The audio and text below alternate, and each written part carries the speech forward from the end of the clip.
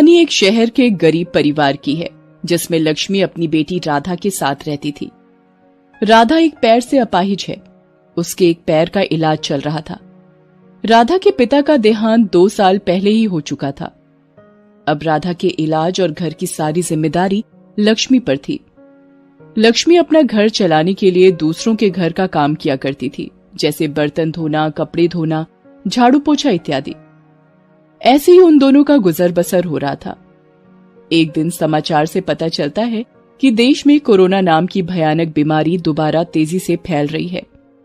लक्ष्मी रोज की तरह जब काम पर जा रही होती है तब राधा अपनी माँ से कहती है, माँ, आज जल्दी घर आ जाना क्योंकि बीमारी बहुत तेजी से फैल रही है और तुम्हारी तबीयत भी तो ठीक नहीं है। ठीक है, मैं काम खत्म करके जल्दी ही घर वापस आ जाऊंगी। जब लक्ष्मी शाम को घर वापस आती है तब उसे बहुत कमजोरी महसूस होने लगती है। वो अपनी बेटी राधा को परेशान ना करके सो जाती है। अगले दिन लक्ष्मी फिर काम पर जाने लगती है। तभी उसकी बेटी उसे रोकती है। माँ, आज काम पर मत जाओ ना, ये बीमारी बहुत तेजी से फैल रही है। तुम्हें याद नहीं है क्या कि कल तुम्हारे पैर के इलाज के लिए डॉक्टर के पास भी जाना है? अगर मैं काम पर नहीं जाऊंगी तो पैसे कहाँ से आएंगे और तुम्हारा इलाज कैसे होगा? अगले दिन लक्ष्मी अपनी बेटी को अस्पताल ले जाती है। वहां पहुंचकर पता चलता है कि आज डॉक्टर कोरोना के मरीजों का इलाज करने में व्यस्त हैं।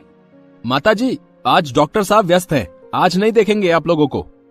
अरे नहीं भाई साहब, मुझे तो डॉक्टर साहब ने आज ही की तारीख दी है। हाँ माताजी, मुझे पता है, लेकिन डॉक्टर साहब ने ही मुझे आप सब लोगों को ऐसा बोलने के लिए कहा है, क्योंकि डॉक्टर साहब कोरोना के मरीजों को देखने में व्यस्त हैं। तो भाई साहब, मुझे कैसे पता चलेगा कि दोबारा कब आना है? देखिए, जब तक कोरोना की बीमारी चल रही है तब तक आप घर पर ही रहिए, सावधान रहिए और घर से बाहर कम निकलिए, ठीक है? और अगर जरूरी काम है तो मास्क पहनकर ही निकलें। बार बार हाथ अच्छी तरह से धोइए और सैनिटाइजर का उपयोग कीजिए। भाई साहब, हमने तो पहन रखा है मास्क। अरे हाँ माताजी, मुझे पता है, लेकिन मैं उन सब लोगों को बोल रहा हूँ जो इस बीमारी को हल्के में ले रहे हैं। उन्हें ये लगता है कि हमें तो कुछ नहीं होगा, लेकिन उन्हें ये नहीं पता कि वो अपनी और अपने परिवार की जान खतरे में डाल रहे हैं। हाँ माँ, अंकल सही बोल रहे हैं। ये बीमारी बहुत खतरनाक है। हम घर वापस चलते हैं। जैसे ही ये बीमारी खत्म होगी हम ये इलाज फिर से शुरू करवा लेंगे। लक्ष्मी और उसकी बेटी राधा वापस घर चले जाते हैं। अगले दिन लक्ष्मी को बुखार हो जाता है और वो खांसने लगती है। तबीयत ठीक न होने के कारण लक्ष्मी की बेटी चिंता करने लगती है। तभी समाचार में खबर आ जाती है कि आज रात 10 बजे से शहर में लॉकडाउन लगने वाला है। माँ, आपकी तबीयत कैसी है? आप ठीक तो हो ना? बेटी, मुझे बहुत तेज बुखार हो रहा है और घबराहट भी हो रही है। राधा ठंडे पानी की पट्टियां अपनी माँ के सिर पर रखती है। जैसे तैसे करके लक्ष्मी और राधा वो रात निकाल लेती हैं। अगले दिन सुबह राधा अपनी माँ की तबीयत ज्यादा खराब होने पर पड़ोस के घर का दरवाजा खटखटाती है। अंकल जी, आप हमारी मदद कीजिए। मेरी माँ की तबीयत बहुत खराब है। उन्हें अस्पताल ले जाने में मेरी सहायता कीजिए। अरे, तुम्हें पता नहीं है क्या कोरोना बीमारी कितनी फैल रही है?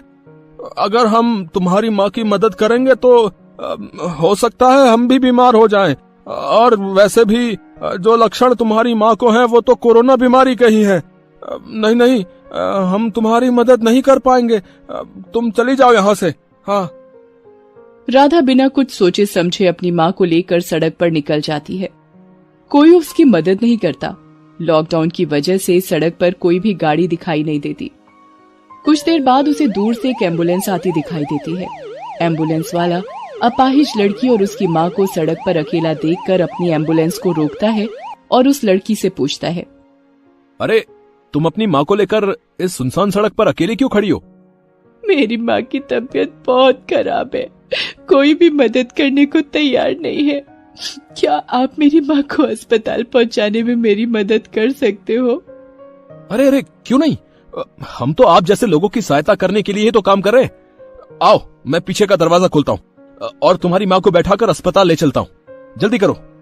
एम्बुलेंस वाला राधा की माँ और राधा को अपनी एम्बुलेंस में बिठाकर अस्पताल ले जाता है। परंतु जब वो उसकी माँ को भर्ती करने में उसकी मदद करता है तब उसे पता चलता है कि इस अस्पताल में तो कोई बेड ही खाली नहीं है। राधा ये सुनकर रोने लगती है। ये कैसी बीमारी है, यहाँ तो कोई बेड ही खाली नहीं है। अब मैं अपनी माँ का इलाज कैसे और कहाँ कराऊंगी? अरे बेटा देखो, तुम रोने क्यों लग जाती हो? हम तुम्हारी माँ को किसी दूसरे अस्पताल में लेकर चलते हैं, ठीक है? अगर तुम ऐसे रोते रहोगी तो तुम्हारी माँ और भी परेशान